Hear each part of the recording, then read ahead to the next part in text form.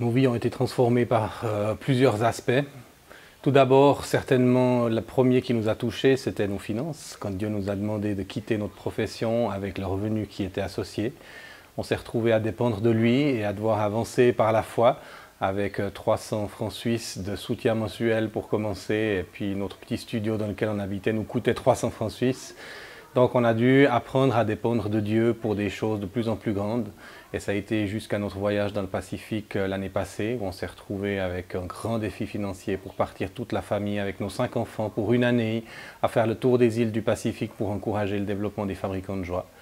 Et juste avant de partir, il s'est trouvé que j'ai eu un infarctus, et c'était aux États-Unis. Et j'ai eu des frais médicaux absolument énormes qui sont venus s'ajouter par-dessus les frais du voyage qui était prévu. Je n'ai pas dormi pendant des nuits et des nuits. Mais Dieu a montré sa fidélité une fois de plus. On a simplement partagé notre situation. On a vu en quelques semaines le Seigneur pourvoir à des dizaines et des dizaines de milliers de francs, 40 000 pour être précis. Et on a été absolument époustouflés de voir la fidélité de Dieu. Ça, c'est un aspect, le domaine des finances. On a été profondément transformés, on est beaucoup moins inquiets. On réalise que quand Dieu nous demande de faire quelque chose, il ne faut pas d'abord voir si on a assez d'argent pour le faire, c'est dire oui Seigneur. Et après, lui s'occupe de nous donner l'argent nécessaire, souvent de manière complètement inattendue. Une autre chose, on a été transformé, c'est dans notre propre vie de famille. On a réalisé que la dynamique DFJ fait que c'est un ministère qu'on doit vivre de l'intérieur vers l'extérieur.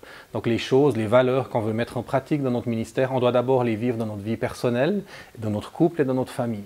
Ça ne sert à rien de promouvoir le travail en équipe au niveau du ministère si on n'arrive pas à inclure nos enfants dans une dynamique familiale où on sert Dieu tous ensemble. Donc on a été profondément transformés dans la manière dont on incluait nos enfants. Nos enfants nous suivent, pas seulement dans le ministère dès leur plus jeune âge, mais ils sont associés, on leur donne une place, parfois en vie des cultes, c'est eux qui témoignent, c'est eux qui président, c'est eux qui animent certains jeux, c'est eux qui nous aident pour la louange. Puis nous, on a une partie parmi d'autres, mais ils ne sont pas à nous suivre dans le ministère, c'est une équipe familiale. C'est notre première équipe de fabricants de joie finalement. Tout commence à la maison et on réalise qu'on n'aura pas plus d'autorité dans notre ministère en public que ce qu'on a pu développer dans notre vie privée. Et si nos enfants, ils n'ont pas envie de nous ressembler et de nous suivre dans ce qu'on leur propose de vivre, pourquoi est-ce qu'on peut s'attendre que des enfants de l'extérieur aient envie de nous suivre et de simplement entrer dans les choses qu'on leur raconte? Notre autorité ne dépend pas des théories qu'on enseigne ou des leçons qu'on donne, mais elle dépend vraiment de l'exemple qu'on montre dans notre vie. Et on réalise souvent quand on voyage en tant que famille, c'est ce qui va impacter le plus les gens. Davantage que nos enseignements, notre ministère, c'est de nous voir fonctionner en famille. C'est pour ça qu'on a réalisé que c'est le plus important, qu'on commence à la maison, qu'on développe cette dimension de l'intérieur vers l'extérieur. Et après, on aura vraiment une autorité pour pouvoir exporter le ministère. Je rêve de voir ce ministère revenir à Dieu, qu'avant de vouloir multiplier des programmes et puis que les gens copient, entre guillemets, l'extérieur, la façade de ce qu'ils voient au FJ, c'est-à-dire « Ah, on va faire un groupe de danse pour les enfants dans notre église, puis regardez comme c'est chou, comme ils sont beaux », que ce soit le cœur du ministère qui soit copié, qui soit reproduit, qui soit multiplié, c'est-à-dire faire toute chose pour le Seigneur d'abord, rechercher sa présence. Et quand sa présence est là, on devient simplement des canaux pour sa présence qui touchent et impactent les gens qui nous regardent aux alentours. Et je réalise que des fois, on peut faire plein d'efforts et notre ministère, il peut être produit à force d'efforts et de sueur humaine quelque part. Et il y en a toujours un petit peu, c'est évident.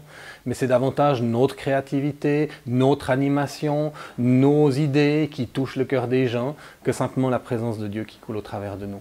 Donc que ce soit dans le cadre de l'évangélisation des enfants, que ce soit dans le cadre de la formation de disciples ou des tournées missionnaires où les enfants, les adolescents peuvent servir aux côtés des autres générations, je rêve de voir des expressions des fabricants de joie se multiplier tout autour du monde avec des responsables de qualité qui peuvent nous aider à supporter et à encourager ce développement.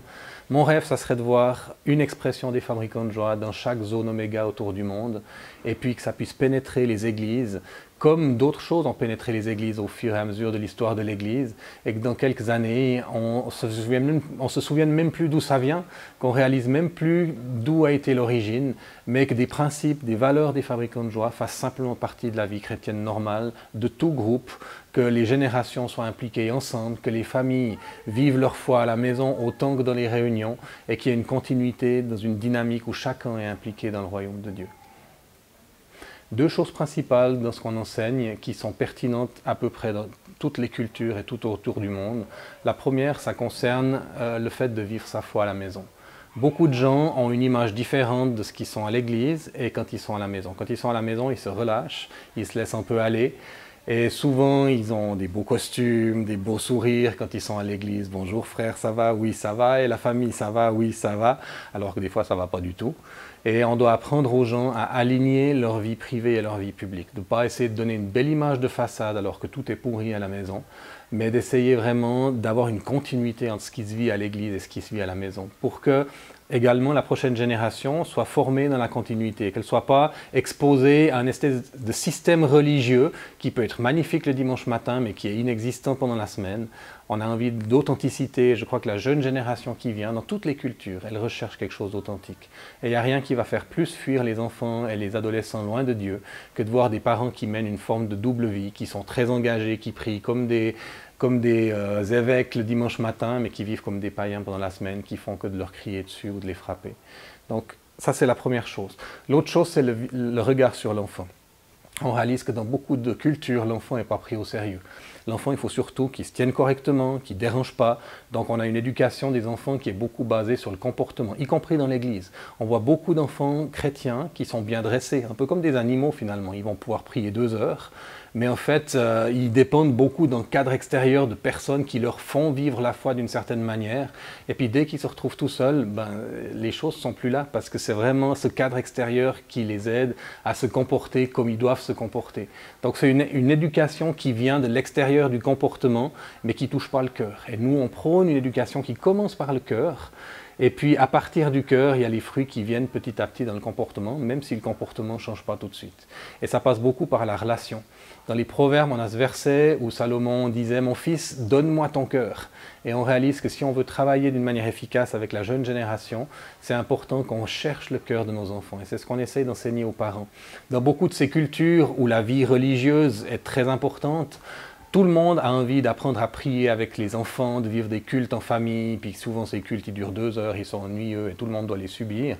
Mais on enseigne aux parents que de faire un jeu de société avec ses enfants, de rire, d'aller au cinéma, de faire une sortie, pour justement gagner le cœur des enfants, c'est le fondement sur lequel après on pourra construire une vie spirituelle qui est de qualité, qui n'a pas besoin d'être longue, qui n'a pas besoin d'être lourde, mais qui va donner envie aux enfants de pouvoir la reproduire à leur tour dans la génération suivante. C'est un peu les 2 axes qu'on a développés. Le regard sur les enfants et la vie de famille dans la continuité de ce qu'on vit à l'église.